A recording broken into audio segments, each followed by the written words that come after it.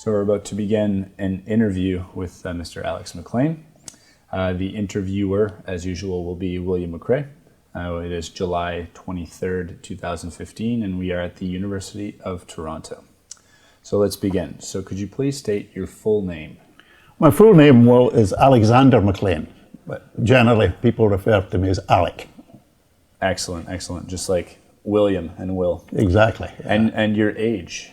My age, this year I'm 78 and I'll be 79 next month. And where exactly were you born? I was born in Hamilton, Scotland. That's about, the town of Hamilton is about 9 miles south of Glasgow and was very much close to the heart of the steel industry in Scotland. The big town there, about 3 miles from Hamilton, was a place called Motherwell. And Motherwell was the equivalent of Hamilton, Ontario, which is the steel centre of Canada. And Motherwell was really the steel centre of Scotland. So I grew up really within 3 miles of the steel industry. And as a child, what did your parents do? My mother just was at home looking after the family. How many siblings? Myself and my sister. My younger sister was 5 years younger than me. Just the two of us, and my father, he was a foundryman, worked in a foundry all his days. From he was 14 till he retired, 65, he worked in the same foundry in a little village called Blantyre, which is about 3 miles from Hamilton. Blantyre was the birthplace of David Livingstone, the missionary that went to Africa. So Blantyre, just a small place. The foundry that my father worked in made equipment for coal mines, because at that time coal mining was a major industry in the centre of Scotland. So they supplied mining equipment. So I used to visit my father in the foundry and see the casting of metal there when I was just a youngster, really. So that probably had some influence. Yeah, for sure.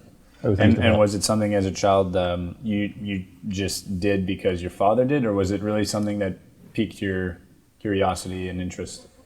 Yeah, it's an interesting question, because I can think back to when I was in high school and my last year of high school, and I remember my father coming in from his work and we had our evening meal together, what we called over there our tea. That was our evening meal, our tea. And I remember he was sitting at one end of the table, I was sitting at the other, and I remember him asking me, "What do you think you're going to do when you leave school?" Because I was 1 year away from leaving school. And I said, "I think I'd like to be a painter." And he said, "Do you mean an artist?" I said, No, just a painter." Oh, he said, "Maybe a sign writer?" Because that was one of the jobs folks had in those days, was painting signs above shop doors. I said, No, just a painter, painting walls."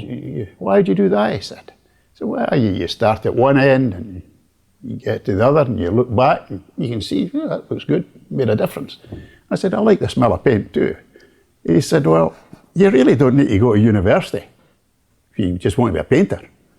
What do you like in high school?" I said, "Well, I like maths and chemistry, physics." He said, "Well, you should study metallurgy," as they say over there. Here we say metallurgy, but over there they say metallurgy. And I said, "What's metallurgy?" And he said, "I'll arrange for you to visit the local steel plant." So he did. And I remember visiting the company there. It was called Colville's. It was before it was British Steel Corporation. There was this company called Colville's. And sure enough, I got a chance to see molten steel being made. And molten steel being poured, from the furnace into a ladle and into molds. I thought, boy, this is interesting. Chemistry at 1600 centigrade. Yeah. And all the smoke and fire and flames and dust. I was probably a bit of a pyromaniac or something. But that was my introduction to metallurgy. And I thought, yeah, this is what I'd like to do. So looking back on that evening discussion at tea time, kind of set me off into the world of metallurgy, and particularly in the area of iron and steel making. Okay. And so then you did decide to go to university? Aye, that's right. I went to university. Glasgow, as I say, was about 9 miles away from where we lived. Glasgow University had a department. It was a kind of interesting thing. They had a department of metallurgy, but it was actually located not at the University of Glasgow, but at what was called the Royal Technical College in Glasgow, which was a couple of miles away from the university. It's now called the University of Strathclyde. So the metallurgy department for Glasgow University was actually located at the Royal Technical College. So I studied at the Royal Technical College, when it later became known as the Royal College of Science and Technology, and then the University of Strathclyde. It's now one of the top universities in the UK. But at that time it was known as a college, but the chair of metallurgy and the department was actually located there. So that's where I studied. I took my bachelor's degree there, and then the prof that was in charge of the department, the custom was they would invite 1 or 2 people each year did they want to go on and do graduate work. So I did. I went on and did my doctorate there. And then I got what was called an assistant lecturer's position, teaching ceramics. So I thought, oh, this is good. I'm starting off a career right here at Glasgow. And I guess I did about 2 years into that program, which I was doing while I was still doing my doctorate. Completed my doctorate, and then the man I was working with over there, Professor Harry Bell, he got a letter from a prof in Hamilton, Canada, saying we're looking for a postdoc to work in steelmaking chemistry in conjunction with the FASCO. The FASCO will support the research. Do you have anybody that might be interested? So my prof there said to me, "What, in Glasgow? Why don't you go over to Canada for a couple of years?" I thought, oh, that sounds like an interesting thing to do. So I did. So in 1963, I moved to McMaster in Hamilton. First time you'd been in Canada? First time in Canada. That was the first time I had been in Canada. I thought I was just going for 2 years. Yeah. You know? And here we are. Yes. A few years later, I'm still here. Yeah. And what was your first impression of Canada? Well, that's interesting because when we came over to Canada, we sailed from Glasgow to Montreal. We sailed in a small passenger cargo vessel, which carried about 50 passengers. That was the last sailing of the season, and they had about 25 passengers on board, because during the winter, although the ship still sailed, it didn't sail all the way to Montreal because of the ice and so on upriver. So it would stop in Halifax. So it only carried passengers in the summer, not in the winter. So we, on the last sailing of the season, came over on Thanksgiving time, October '63, and sailed up the St. Lawrence. And while you're on board ship, you're still with people from, because the ship was from Scotland, so you're surrounded by people from Scotland. But then when you get off the ship in Montreal, suddenly you realise, hey, this is a different place. And we took the train from Montreal to Hamilton, through Toronto to Hamilton, and I can remember looking out on the highway, the QEW, and seeing the cars going by. And I mean, to us, it was really busy. In comparison to what it is now, it was nothing. But I remember looking out the train and seeing these cars whipping back and forth in the QEW and thinking, boy, we'll never drive in Canada. This is so different from back in Scotland where I had grown up, all this traffic. So that's a kind of impression that stays with me, the busy traffic that I wasn't used to really, living where I did. It's funny too, because driving in Scotland, or at least in the Highlands, isn't that, it's different, but it's not necessarily easy either. Well, that's right, that's and it's true. Narrow. That's right. Over there, you sometimes have single track roads, and they twist and turn, and they're up and down. And it's interesting you say that, because after we spent 5 years at McMaster, and then we moved to the States, to Pittsburgh, and I worked with a steel company in Pittsburgh. But I say that just to say, around Hamilton, as around Toronto area, very flat. Yes. But when we moved to Pittsburgh, we moved south of Pittsburgh to a little town called Peters Township, and it was hills and valleys, and it was like Scotland again. Okay. And our daughter, who was born in Hamilton, Canada, she was 2-year-old when we moved to Pittsburgh, and moved down to Peters Township. Suddenly she became car sick, driving around, because it was up and down and round about, and you know, we were fine, my wife and I, because we were used to Scotland. We thought, this is lovely, it's like being back in Scotland. But the little girl, boy, the motion was something that was totally different for her. We hadn't realised how it can affect people. Yeah. Wow. So you made your way to Hamilton, and and then you did your postdoc.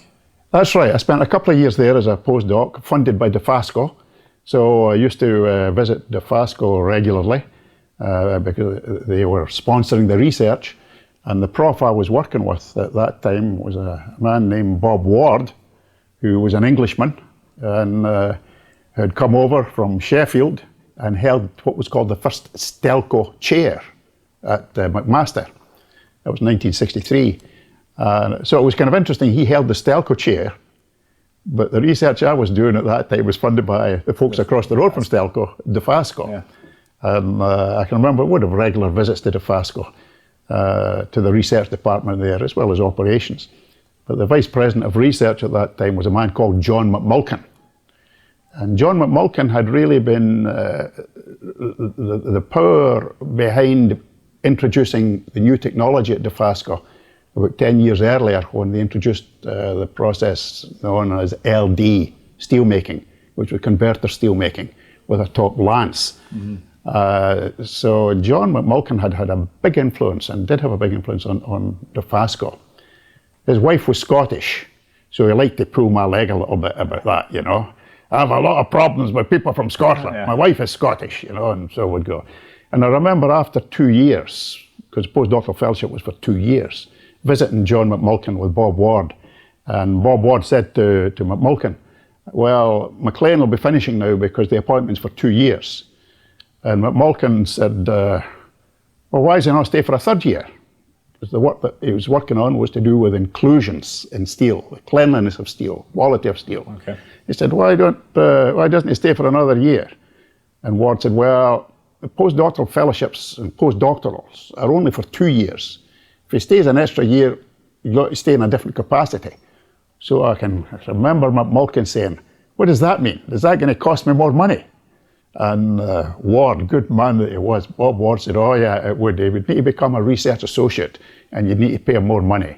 As a postdoc at that time, I was getting $5,000 a year, which was a lot of money. I mean, $5,000 was great. So McMulkin said, how much more money will I need to pay him if he's a research associate? Oh, Ward said, you need to double it and go to 10,000. Never in my life have I ever had my salary doubled in one go. That's a raise. But that was a real raise, that's right. Well, but he did it. So I stayed on a third year as a research associate. And then Ward left to go to Australia. He was invited to go to Australia and join BHP Steel Company in Australia as their director of research. And he said to me, how would you like to come with me to Australia? And you can look after one of the labs there. But I thought, oh no, Bob, no. Here in Canada, I can get back to Scotland in about 6 hours. If I'm in Australia, I might only get back every 4 or 5 years or something. Yeah. So I decided to stay on. And when Bob left, that created an opening. Now, he was a full professor, but it did create an opening, and I got a job there as an assistant prof, following on in steelmaking chemistry. And I stayed on for another couple of years. I got promoted to associate prof. I was very happy. But then I got a call from a steel company in Pittsburgh asking me would I be interested in joining their research department. We'd met each other at conferences and got to know the folks there. So I thought, boy, that might be an interesting thing to do, is to leave academia and spend a couple of years, 2 or 3 years in industry. But I wasn't all that sure if that was the thing. I'd just been promoted and got tenure. After thinking about it, I decided that's a good thing to do. I'm going to do it. I had an interview with the fellow at the steel company in Pittsburgh, another Englishman. I said, here I am, Scotsman. I'm working for another Englishman if I go here. He came from Imperial College in London, a man by the name of Bill Dennis. And I remember Dennis saying to me, what have you got to lose? Because I was still in two minds. Should I leave university? I've just been promoted. I've just got tenure. Should I leave? He said, if you come here, he said, you spend some time here, maybe you'll decide you like industry better than academia. It's a good job you find that out. And he said, suppose you come here and you spend some time here and you still feel academia is where you want to be. Are you going to be a poorer professor or a better professor because you spent a couple of years in industry with us? And the logic was kind of impeccable, you know. Absolutely. I thought, that's a good thing to do. So I decided to leave. But the interesting thing was, a couple of other profs within about 3 years left McMaster department for different reasons, to go to different places. Bob Ward, I mentioned, went to Australia. Another fellow called Ham, he went over to Cambridge. And now I'm leaving. So folks began to wonder, is there something wrong? And I got a number of phone calls before I actually left, once the word got out. What's wrong with the department at McMaster? And there was nothing wrong with the department at McMaster. It was an excellent department. I remember getting an interview before I left with the vice president. And he said, you know, you've just been promoted and you've just got tenure. Why are you leaving? And I explained, well, I have this opportunity to get some experience in industry. And I don't think it's what I'm going to do ultimately, but I think it'll be a good thing for my future in academia if I spend time, because I'd never really worked full time in the steel industry.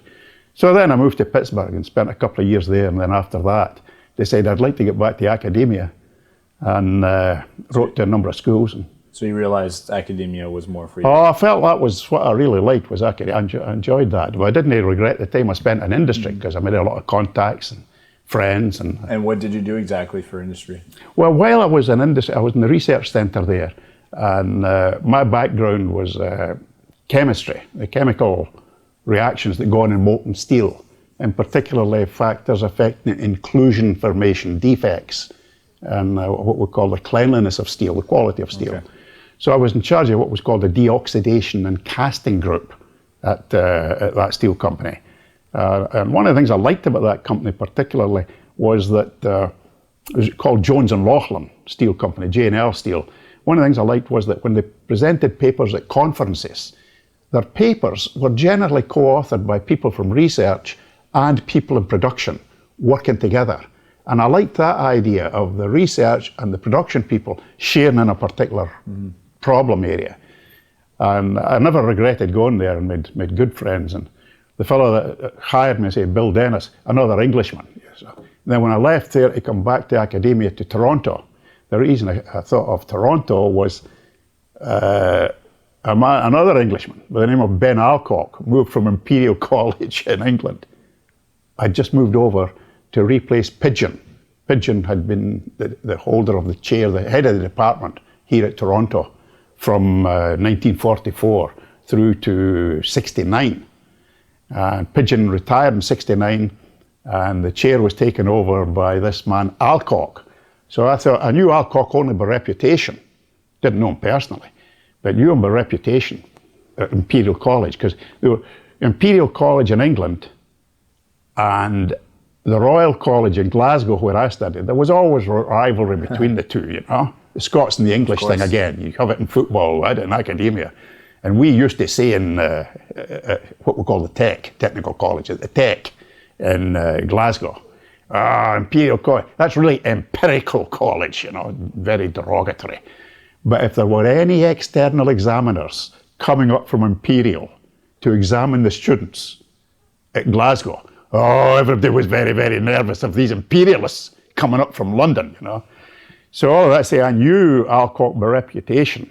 And when I heard he had moved to Toronto, I thought, boy, because he was moving from a full chair at Imperial College, which was a pretty powerful place. And he is moving to Toronto at his age. You know, he would be in his mid-40s, I guess, at that time. I thought, well, that's a major thing he's doing.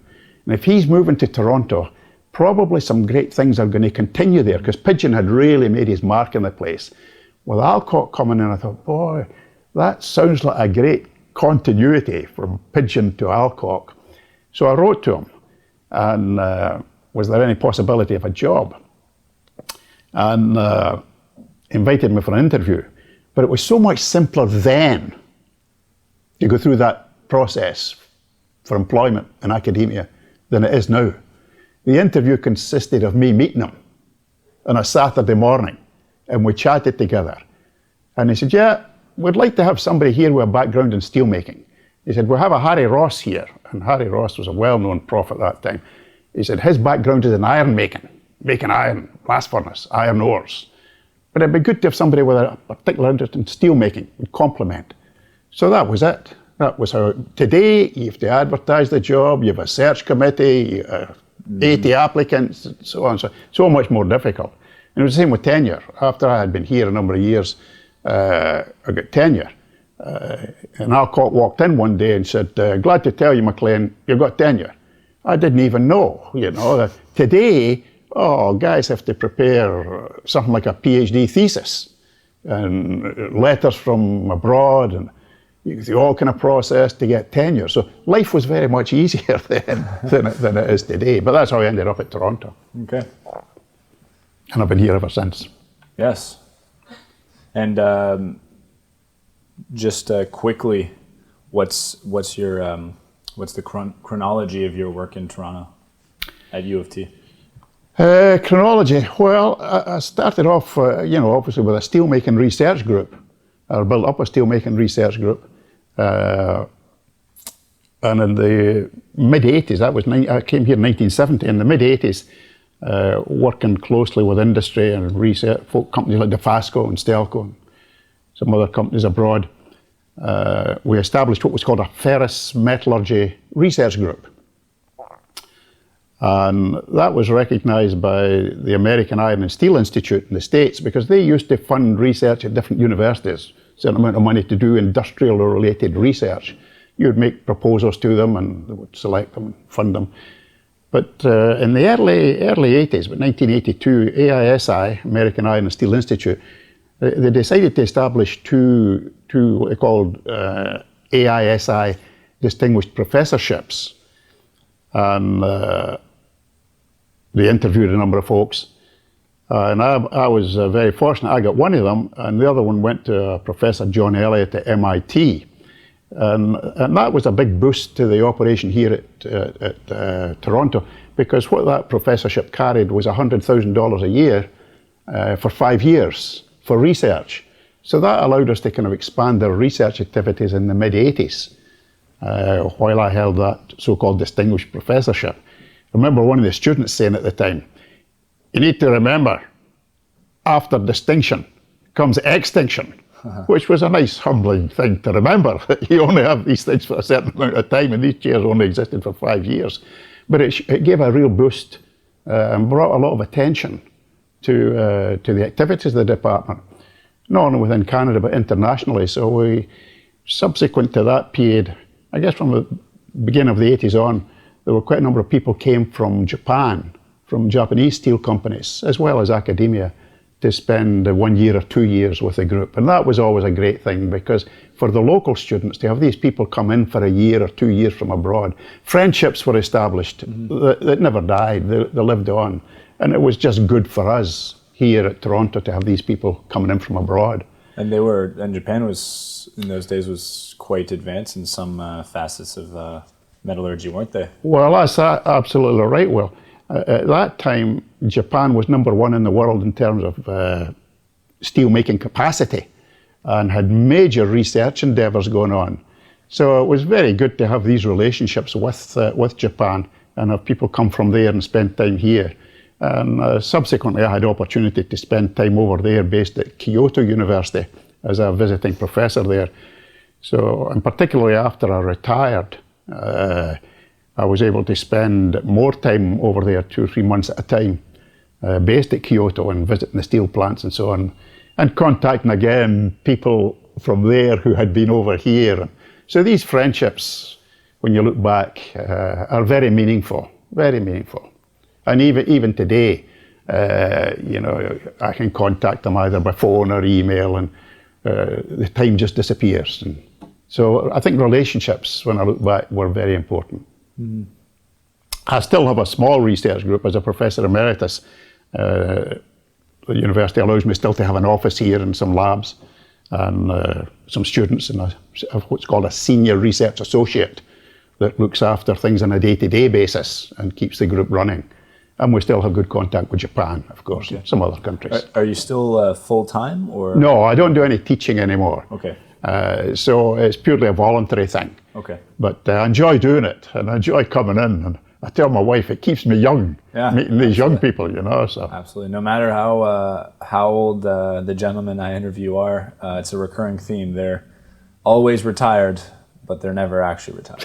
Well, that's the kind of situation. That's right. Yeah. I enjoy it. And obviously you wouldn't do it if you didn't enjoy it, because you don't need to do it. Nobody's asking you to do it. Oh yeah, no, you can. You do it because you enjoy it. You all. And I enjoy it. And it's a great privilege, really. A great privilege working with young people. And what was out of all your years of teaching, what was a subject or a specific class that really stands out, that was your favorite, or you think impacted people the most? Boy, that's an interesting question. Well, what one do you think impacted them the most? Well, I used to teach a first-year introductory course, and it was called an Introduction to Metals, and then over the years it changed Introduction to Materials, and that was taken by students who were registered in metallurgy, chemical engineering students, mineral engineering students. They would take that course in first year, and I thoroughly enjoyed that, because here were students, most of them, first year right after finishing high school, and they're in university, and it's a totally different kind of environment. The whole learning process is different, and it was a big class from my point of view, in the sense there were maybe about 120 or so students, whereas normally in the metallurgy program we had a couple of dozen students, so I was normally teaching maybe something like 20, 22, 24 students. But that first year course was a big one. And the interactions are quite different, but I thoroughly enjoyed it. And later on, I heard from a number of students that kind of introduction, so-called, to metals, materials, had an influence in their subsequent decisions, because quite often people come into engineering, they're not necessarily sure what the different branches all mean. There's electrical, and that's pretty well defined, and civil, and you were involved in civil at one time, mechanical, these are pretty, but metallurgy, what's this? That's a kind of strange one a little bit for some people, unless their relatives have been involved in it. Yes. But my dad was in a foundry. They haven't had any contact. So that introduction course called Introduction to Metals, an Introduction to Materials, I thoroughly enjoyed it. And I think it had a positive influence on some folks in helping them, because the way the thing was set up at Toronto, first year was a common year in the sense that you were not locked into any particular department. And at the end, although you registered in a department, you never really followed that program until second year. So at the end of first year, you could decide, I'd rather do this than that. So it was a kind of influential program in that sense for people deciding, what do you want to do? True. Some might have said, that's the last thing I want to do is that. That's okay, you found out you don't want to do it, you do something else. Took the one class. So you asked me what was a favourite course. I enjoyed all my courses, but I look back in that first year course as been one that was enjoyable. It's what can affect people the most too.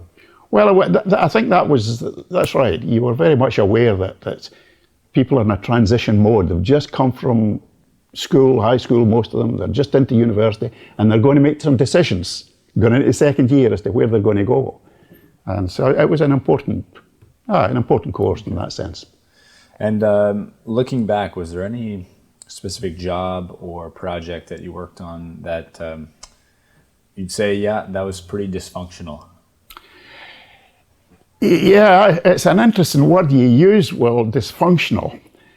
I'm not sure if I can respond to that as dysfunctional.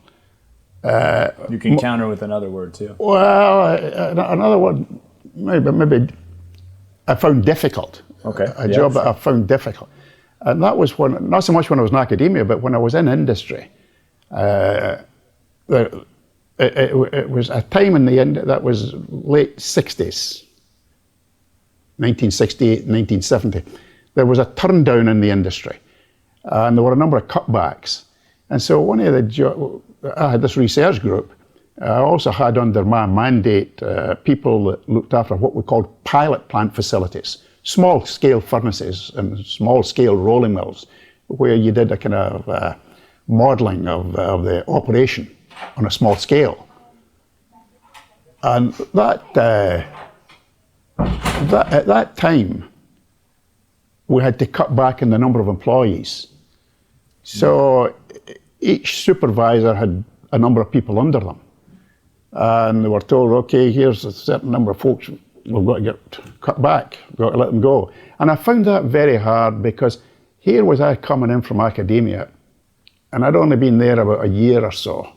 And here were people who had worked there sometimes 20, 30 years. I had to say to them, we've got to let you go. And that was not easy. I personally, for me, I did not find that easy at all. But that was one of the things we had to do at that time. And ultimately, you know, there were a number of cuts along the way, and the time came when it came my turn. And my boss, Bill Dennis, the Englishman, yes. and he's was a great friend. He said, I'm awful sorry, Alec, but we're going to have to eliminate your group. So we're going to have to let you go. But you've got some months to look around and see if you can find a position back in academia. Well, I'd been thinking of going back to academia anyway, but that accelerated it. But what it did do, it gave me a feeling for how these folks felt, I think, when I had to tell them, I'm afraid your job's going to disappear. That happened to me. Mm-hmm. And at first it was hurtful and I took it personally. I thought, well, what am I doing wrong? Well, in hindsight and looking back and subsequent discussions, I wasn't doing anything wrong, but certain things had to be curtailed and eliminated and other groups brought together. And so it was my turn to look for another position. And that's when I started looking back in academia again. But I'd always wanted to go back to academia. So when I did leave, about 4 months after I'd heard that I was on this list for departure and got this job at Toronto, I sure never regretted the time I had spent with that company because they were so good to me, really. But it also, in addition to technical stuff and working in production facilities, in addition to that, it gave me a kind of feeling when I was subsequently working with students, particularly during the 80s and 90s and where we are today, although I don't work quite as much with them now, to say to them, look, remember, the job you go to, you may not have for life. Now, my father, he joined the foundry, as I mentioned before, when he was 14, mm-hmm. and he had it till he retired at 65. Now, when I left Glasgow to go to Canada, he thought, why are you doing that? You've got a job at Glasgow. When I left Canada to go to the States, oh man, he says, you'll never amount to anything. You're nothing but a drifter. And I remember him saying that to me, with almost fear in his voice. You're nothing but a drifter. Then when I left the States and came back to Canada, I think that just confirmed it. That confirmed it. But all of that to say, that was so foreign to my father and folks like him. And folks that worked at that time at DeFasco and Stelco and other companies, they were there for life. Absolutely. But now, and it gave me an opportunity to say to students subsequent years, don't expect that the job you start with will be the job you finish with. You may actually be asked to leave it through no fault of your own. Try not to take it personally. Do the best you can wherever you are. Absolutely. But be ready to make moves if you need to. And of course that's the trend today. That's the trend today. That's right. A job basically where you work from the age of 19 to retirement doesn't really exist anymore. No, that's extremely unusual today, I would say. It's extremely, I'm sure it happens occasionally. But back then, it was very much the thing, you know. So that was another experience that I went through at that time. It wasn't enjoyable, but when I look back on it, boy, I don't regret it. I don't regret it. Having gone to industry, you know, and then come back to academia. In fact, I would say to my own graduates that are thinking of academia, boy, if you can spend some time in industry first, it'll be a great thing to do. And I remember one particular student that I had, he did his bachelor's degree here. Then he spent a year in industry. Then he came back and did his master's. He went back to industry for a couple of years. Then came back and did his doctorate. Then left and now runs his own company. But that back and forth between industry and academia, there's so much you can learn. Absolutely. Because they're totally different environments, you know. So I think it's very important for our graduates coming through here, any university, particularly in engineering, to try and spend time where it happens before going to the teaching side. Mm-hmm. Little change of subject Sure. here. Have you been a member or are a member of any organizations or committees or? Yeah, that's an interesting point. An interesting aspect.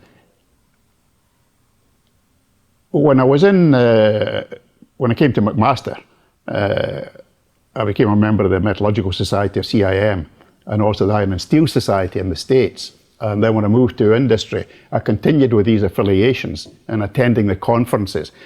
And that, for me, was a very important part of professional development. Going to these meetings, presenting papers, listening to papers, meeting people, sitting in committees. It was a great way for establishing networks. It sounds frivolous, but if I had not been involved in professional societies and there was a whole dimension that would have been missing. And one of the things we do here, and other metallurgy departments, material departments, do the same thing, encouraging students to be members of professional organisations, because there's so much that can come from it. So I'm still a member of MetSoc, CIM, and Iron and Steel Society, and a number of other societies as well. And the friendships that develop out of these are so important. I come back to that again, friendships and relationships, you know, and you can pick up the phone and say, I have a great graduate student here, just finishing off. I'd like him to send you, or her to send you, their resume. Can you have a look at it and see what you think? And it's so easy to do that. And people establish these relationships that just influence you for the rest of your life. So membership of professional societies has been a very been a good thing for me. Yeah. Here's could be actually an interesting contrast, or not, but between your life in academia and your life in industry. How present or absent were women in your field? And you could answer it in both parts. Yeah, well, when I was in industry, there were very, very few women engineers. Very few. I'm having trouble. I'm having trouble even thinking of a woman engineer that was in our research department. I don't know if there was one. The librarians were women, secretarial support staff, but engineering, no. Whereas now, oh, that's a major shift. Even when I came to university at first, the number of women in engineering, relatively small. But that percentage has increased drastically over the years. And in some departments of engineering today, Toronto, over 50% are women, which is an amazing thing, you know. And in the research group, in iron and steel and non-ferrous metallurgy, process metallurgy, one of the other profs in our department works close by in an association with me. He has several women, and he's doing their doctorate in engineering. And that 40 years ago was very unusual. So women are playing, no question, an increasing role, and being more accepted, obviously, and in leadership roles as well. But it has taken time, you know. Yeah, absolutely. You must just the contrast you've seen from your early teachings to yeah. Now 50%. Big differences. You say. And what were your go-to social activities? Or again, it could be very different as you moved a lot. But what were your go-to social activities, or the groups who were involved with? What did you and them tend to do? What we tend to, well, a major area of activity that I had outside of academia, I was very much involved in church activities. So I would teach Sunday school. Don't do it now, but years ago I would teach Sunday school, teenage college careers class, and then young adults and adult classes. I was involved in lay preaching. My father did that, and my uncle did that, and that probably had an influence in me. So I spent quite a bit of time involved in church-related activities and social-related activities like that. In terms of interaction with the university and things we would do there, there were the typical kind of things where we'd have Christmas parties together, and during the summertime we would meet at home and in the backyard. And I still look back at some of the photographs 20, 30, 40 years ago and see some of these graduate students in their swimming costume, you know, swimming in the pool, where they are now in industry. And some are now retired from industry, you know. So we had, again, it's friendship, you know, time spent doing that in company with people and just relaxing and chatting and doing things. I have an interest in music. I enjoy listening to music. My father, he introduced me to, back in Britain, what's called British brass band music. He used to go to hear the brass bands playing in the park in Glasgow. And I really wasn't interested in doing that. As a boy growing up, I preferred brass bands. You do? I do. Oh, there you go. Well, I used to say to my dad, I'd rather play football. Soccer, as they say here, I'd rather play football.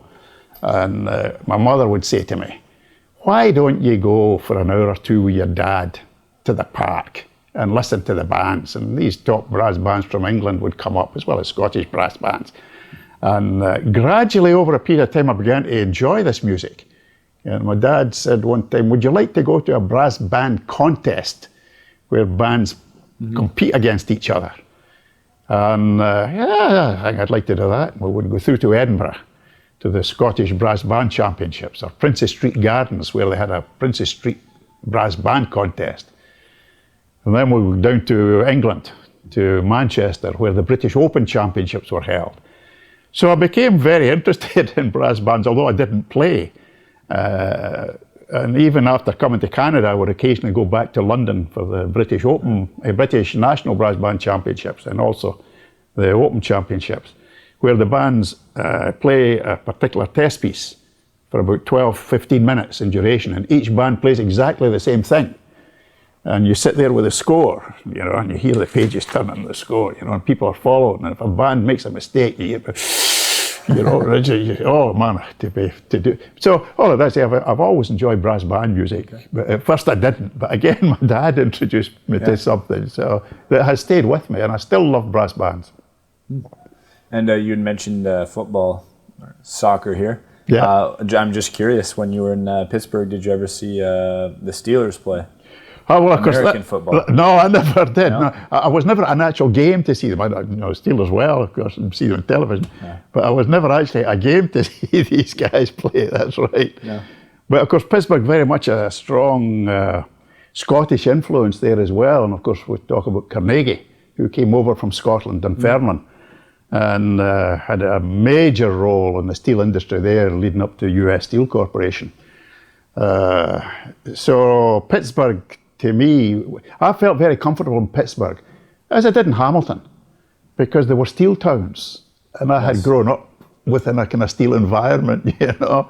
So I always felt very comfortable in these places, and even today, although Pittsburgh is no longer a steel centre, it's gone through renovation, lovely business city now, I still love going back to Pittsburgh with the hills and the three rivers there and the bridges across. And I really enjoy, all of that to say that the 2 years I really spent in industry there influenced me in a number of ways. And again, people, relationships, friendships that were made that would never have been done otherwise. So I thoroughly enjoyed it. Thank you. I'm just going to... So, how have engineering education and academic research changed over the course of your very lengthy career, university career? Yeah, well, when I look back, well, when we would be doing research projects, they were very much focused on experiments, measurements, photography. For example, we would take high-speed movies, 2,000 frames a second or something, of pouring streams, the furnace into the ladle, from a ladle into what's called a tundish, you know, from tundish into molds, because the character of these streams can change. It's like water coming out of a tap. You can have a very smooth stream of water, and you look at it going into the sink, into the pool, and there are very few bubbles. But if you've got a spraying stream, a flaring stream, it entrains air, and suddenly there's a lot of bubbles. Well, the same thing happens in steel making, and if you entrain air into the steel, you contaminate it to oxygen and nitrogen. So taking photographs of streams was important for us at one point. And I say that to give an example of observation, watching, looking at things.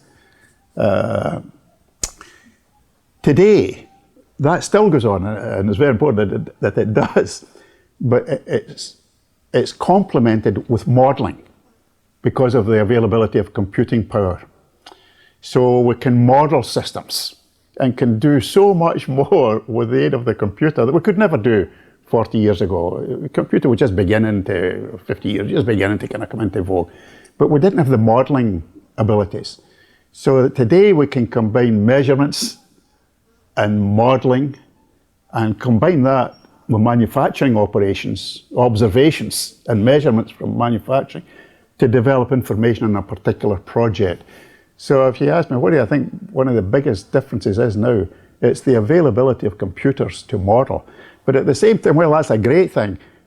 There's a kind of cautionary side, because if we simply take the modeling by itself, and there's a great temptation, particularly for young people, and by young people I'm thinking of children 2, 3, 4, 5, 6, they're doing things with their fingers and computing. It's so natural to them. So to do research based on modeling is a very natural thing for them. Mm-hmm. But there's a danger if we don't combine that with some measurements and observations. The models may not be representative of reality. So it's very important that the measurements and the observation continues in line with the modeling. And folks that are involved in modeling, I think, are very much aware of that. But just occasionally you can get a younger person that gets so caught up in the modeling, they forget the reality. And the two really need to go together. But that's a powerful tool now that we didn't have then. Absolutely. It must save incredible amounts of time as well. Oh, it does. That's a good point. Well, it money, saves enough. Money for modeling, right? Yes. Probably money as well. That's right. Oh, yeah. Aye. Yeah. You've, I'll ask you to not be bashful for this question, but you have received many prestigious awards, including the Queen Elizabeth Diamond Jubilee Medal, in recognition, in fact, of sustained contributions to the materials engineering field in Canada. So looking back, how would you describe these contributions? People have been very kind to me, Will, over the years. People have been very kind. Because obviously these things don't just happen by accident. Folks obviously write recommendations and letters of support and put your name forward for things. So it's not just a draw. No, you obviously have a lot of good friends. That's what that says. When you say contributions, I think in terms of contributions, well, distinct from particular technical areas, I think the biggest contribution, if you say, what do you think you've done, has been the opportunity to work with people and to see what, because really it's the students working with me in the research team that do the work, that brings publicity. And then I'm very fortunate to get recognition for that. Hopefully these students as they get recognition as well and win awards. But that's where it comes from. It's working with people. I think in younger or earlier days, and it's probably true more today even than then, publication is so important. Papers. And when a person is young, I think there's a real drive, I've got to publish, I've got to get papers out. And that can, doesn't need to, but it can become an all-consuming passion. Publish, I've got to publish. Looking back and thinking, at the end of the day, I'm convinced that people are more important than papers. Now that's not to say you shouldn't publish, but people who are behind the work that generates the papers and the people that then go out into industry or academia and carry these ideas out there are far more important than the papers themselves. You know, I've been very fortunate in the sense that in my capacity, I get opportunity to speak and give papers at different places. My daughter said to me one time, she had been asked at school, this is when she was 16, she's a lot older now, but when she was 16, the teacher had gone round the class and asked the different students, what does your dad work at? And my daughter told me, she says, I told them, Dad, you don't work. You just talk.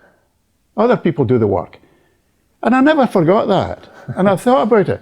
I thought, you know, there's a lot of truth in that. I just talk. But I cannot talk about things if people are not doing the work.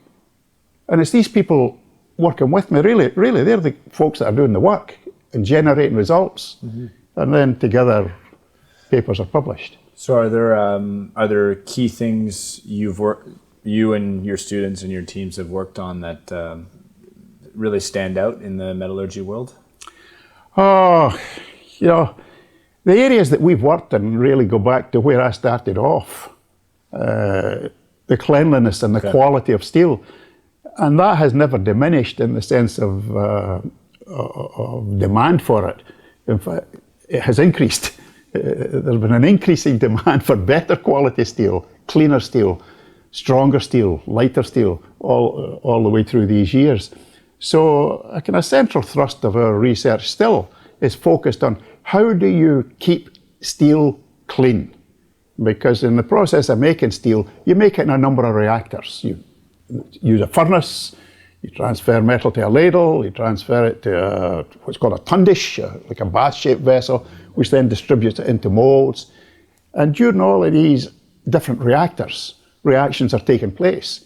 And the question is, are you destroying quality that you generated in the previous reactor?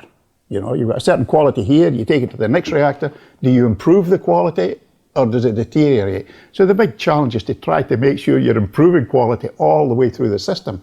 So a lot of our work really has focused on what can you do to make sure you get good quality, and once you have quality, to keep it and make sure it's not destroyed by contamination with the atmosphere. Because unfortunately, we're making steel in this atmosphere, which is air, oxygen and nitrogen, and in a humid day, moisture, hydrogen. So you can pick up oxygen and nitrogen and hydrogen during transfer operations, and that can destroy the quality of steel. So what do you do to prevent that? And if it does happen, how can you try to recover? And it's always tough to try to recover if you've lost something. So a kind of major theme of our research has been to do with that. Nice. And I think that's probably where we've maybe had where the group has had a big impact. Has had an impact, yeah. Good. And if I'm not mistaken, you do a bit of consulting today?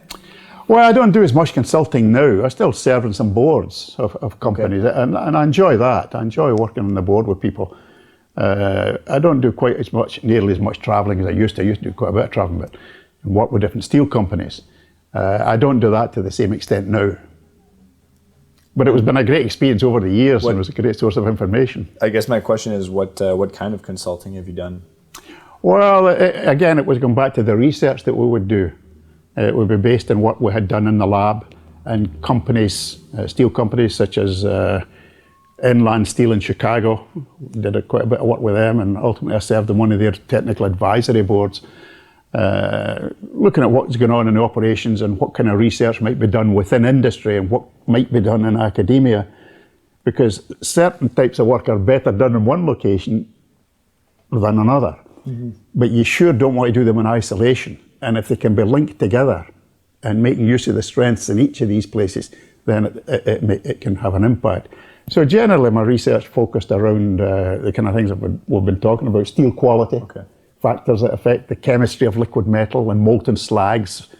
I remember one time over in Japan, there was going to be a one-day course or symposium on slags, molten slags, and the Japanese gentleman said, think of another word. Slags is a very bad word here. Slags, people think it's contamination,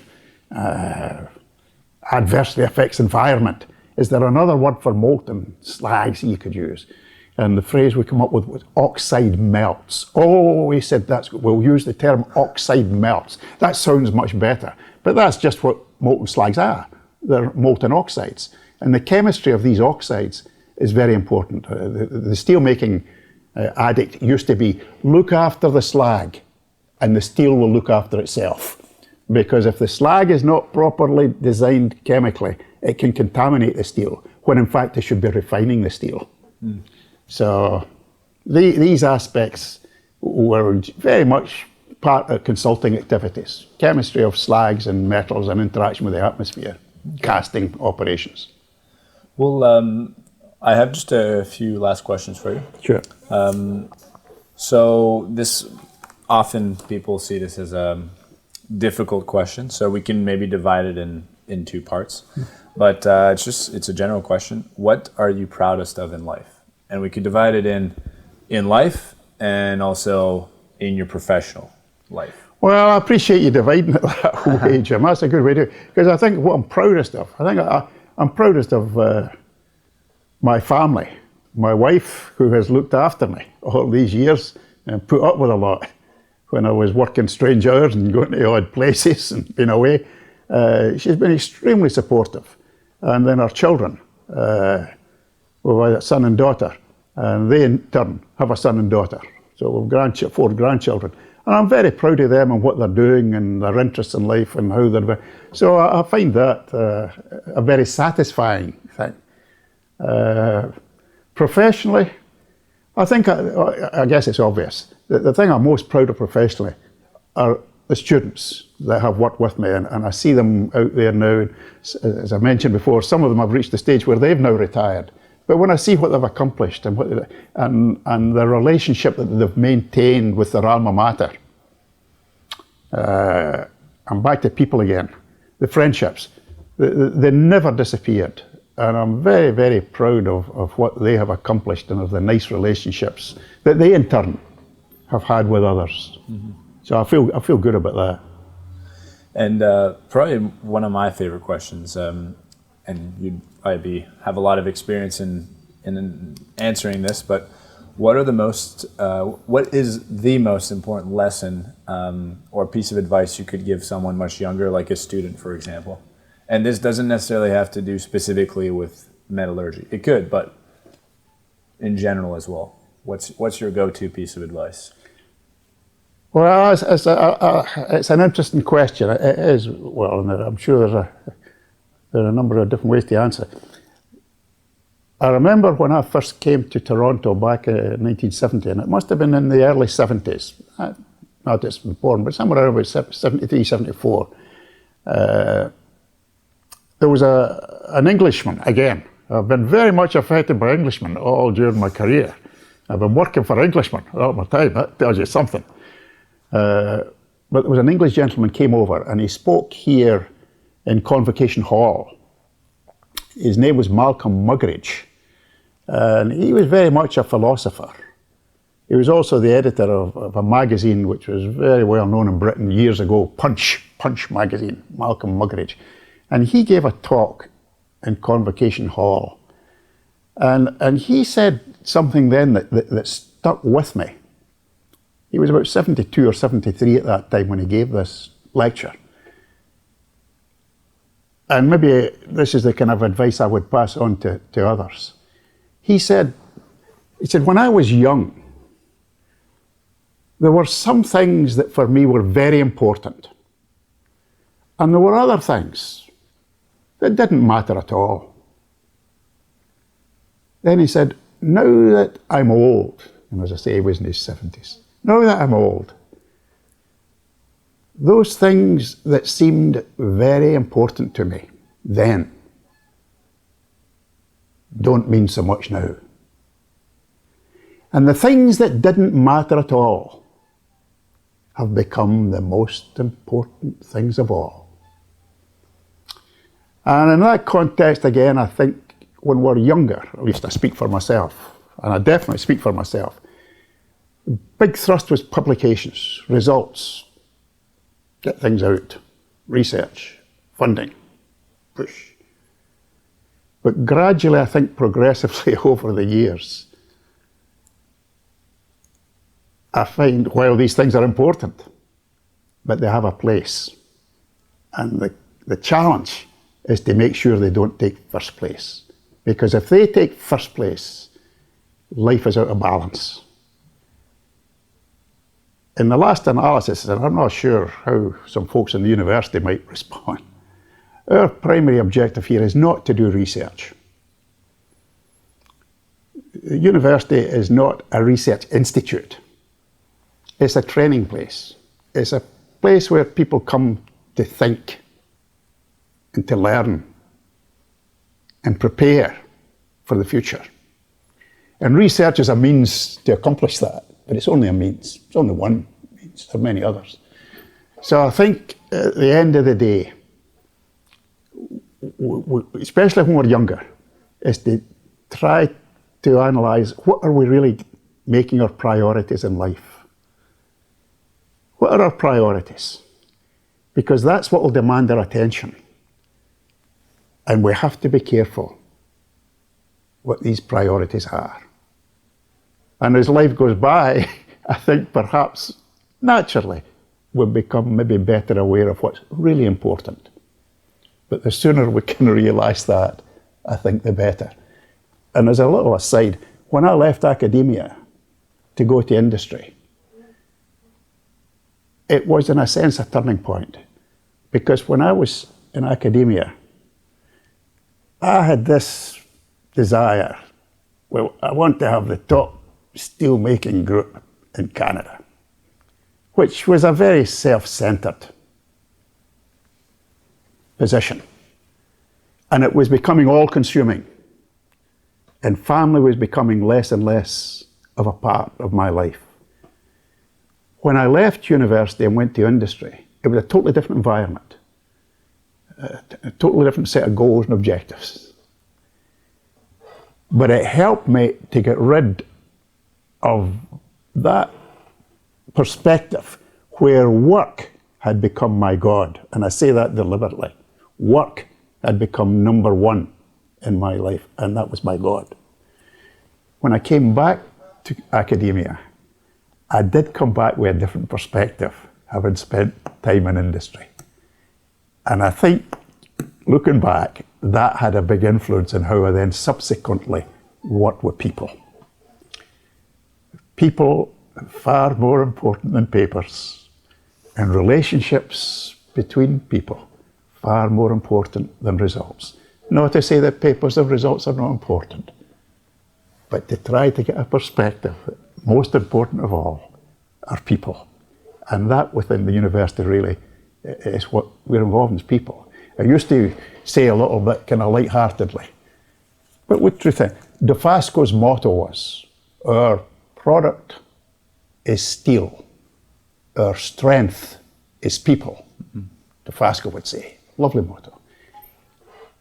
I used to say here at Toronto, our product is people, their strength is steel.